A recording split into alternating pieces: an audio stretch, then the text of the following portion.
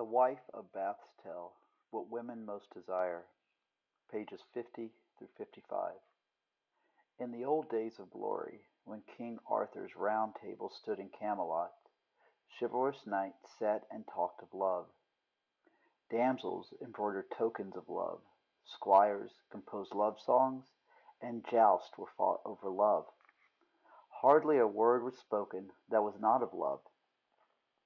Only when men and women met did they talk about the weather instead.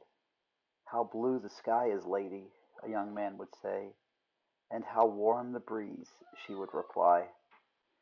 "And how is your mother?" he would ask. "Quite well, considering the weather," she would answer.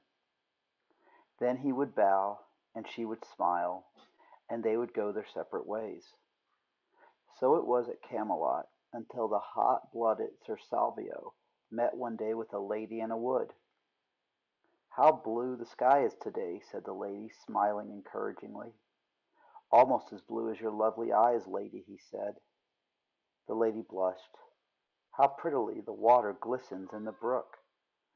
"Almost as sweet to taste as a kiss of your lips," said the knight, and he helped himself to a kiss. The lady picked up her green skirts and shrieked and swooped like a parrot in and out of the trees, all the way back to the court. So the over-romantic knight was summoned before the assembly of the Round Table. "This most starless of knights," said King Arthur, "has cast his shadow over an honorable lady in the wood. What punishment should he suffer?" In one voice the knights cried, "Death! Cut off his head!" Sir Salvio was most dismayed, but he bowed low from the waist, and Arthur unsheathed his sword. "One last question," said the knight, straightening up again. "Perhaps the excellent Queen Guinevere can tell me. What exactly did I do to offend the lady in the wood?" "What did you do?" exclaimed the queen. "You spoke of kisses when you should have been talking about the weather." "Ah, I see." Sir Salvio sighed and bowed from the waist again. "I don't think I understand women." The shadow of the sword touched his bare neck. The ladies of the court began to faint. Like swathes of corn behind a sickle, they fell daintily to the floor. The queen herself looked with regret on Sir Salvio. His hair was the color of powdered sage, and as curly as the tendrils of a honeysuckle. "Well, well," she said, fluttering her hands. "Since this young man seeks to understand women, let him answer me this riddle. Let him tell me what women most desire, and he shall live." Arthur leaned wearily on his sword. "You have 1 year and a day, boy, in which to discover what women most desire." As Sir Salvio left the court, his knees trembled and his heart still pounded. What chance did he stand of answering the queen's riddle? What man can guess what a woman is thinking? What do women most desire, he pondered, as his horse shambled along the country roads. Beauty, surely. But then he remembered money. Surely women wanted gold more than anything in the world. He passed a young farm girl on the road, arm in arm with a shepherd. "Tell me, good girl, what do you want most in this world, to be rich or to be beautiful?" The farm girl hung more heavily on the shepherd's arm and sighed. "Neither, sir. All I want is to be married." "Aha!" The knight took out a quill and wrote on the sleeve of his shirt. Then he turned back, thinking to take the answer to the queen at once. On the way he passed a convent where nuns, as white as cannikins of milk in the morning sun, were tending the field of beans. "What the girl told me cannot be true," thought Sir Salvio with dismay. So many women choose to live unmarried." Just then he passed a roadside shrine. In front of it a woman was down on her knees, praying fervently. "Forgive me interrupting your prayers," said Sir Salvio, "but what is it that you ask so earnestly of God?" The woman got painfully to her feet, and took up her baskets again. Only what every woman wants, I suppose, she said bitterly. I want to have a baby. Aha! He said, and noted her words on his sleeve. By sunset there were 12 other notes written below it. Sir Salvio's heart sank lower and lower. Only one answer could be right. How was he to choose it from the rest? He fingered his bare neck and thought of the sword awaiting it. Further and further afield he traveled. Taking ship, he sailed to a hot and passionate country where gypsy women dressed in scarlet, and their skin sweated as they danced tarantellas around a tambourine moon. What do women most desire? He asked a girl as she whirled past his stirrup, tossing her lace-edged petticoats. Fun, of course, cried the gypsy.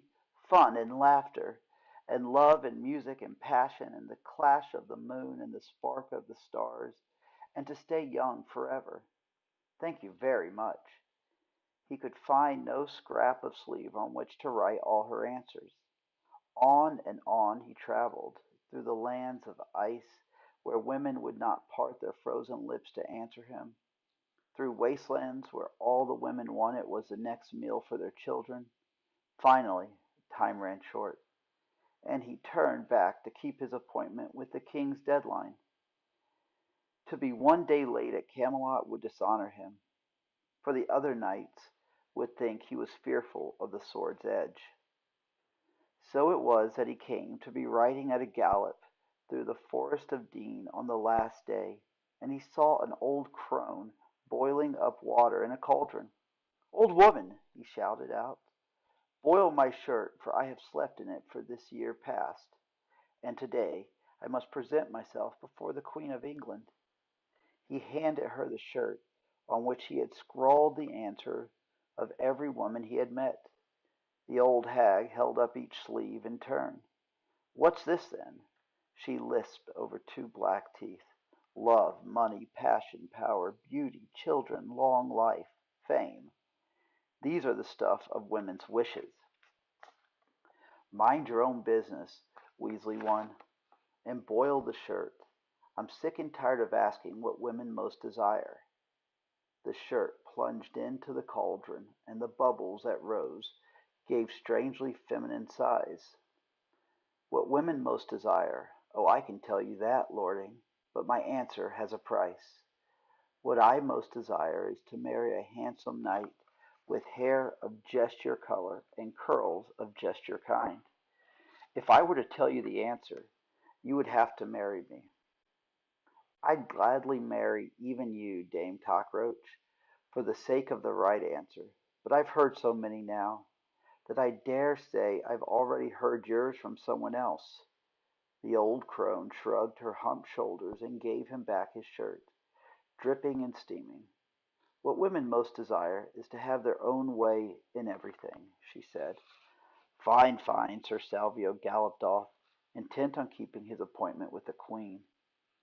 Knee to knee at the round table, the knights of King Arthur sat playing cards. The ladies sat talking of love amongst themselves. "I hardly expected to see you again, boy," said the king. The women's chatter subsided. The knights at the table turned to listen. "And have you found an answer to my riddle?" asked the queen. Sir Salvio knelt and kissed the hem of her robe. "Madam, I have 1,000." Then he reached Then he searched his shirt sleeves for just one that might save his life, but the shining whiteness of the linen almost blinded him, and just as the sleeves were cleaned of words, so was his memory a blank. The only answer he could recollect was the one he had been told. "What women most desire is to have their own way in everything." "Oh, sorcery!" squeaked the queen in delicious horror. "No man ever worked that out for himself. I'm glad you have saved your life, Sir Salvio, for your hair is the color of powdered sage, and as curly as the tendrils of the honeysuckle. But who told you the answer?" "I did," quoth Queen Guinevere, quoth an elderly voice, and there, perched on the back of the knight's horse, Where it stood tethered by the door was the old forest crone. Her legs were as thin and knobbled as a chicken's. Here and there she had hair, but it grew only where it should not. The ladies of the court put their handkerchiefs to their mouths and gave little cries of distaste. I told this fair knight the answer, and in return he promised to marry me. Don't look so surprised to see me, sweetheart. I jumped up behind you as you put on your shirt. I did not want to delay our marriage by so much as a single day. In a gesture of wild despair, Sir Salvio threw himself headlong at King Arthur's feet. Lord, be merciful and cut off my head here and now, for life will be worse than death if I have to marry this. Sir, the queen's voice was loud and forbidding. Kindly remember that chivalry is the first law of this court. But the knight bared his neck and thrust his sword into King Arthur's hand. Please cut off my head, your majesty.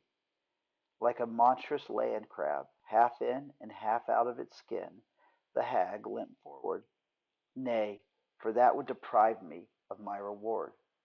I claim my husband, and the law must give him to me.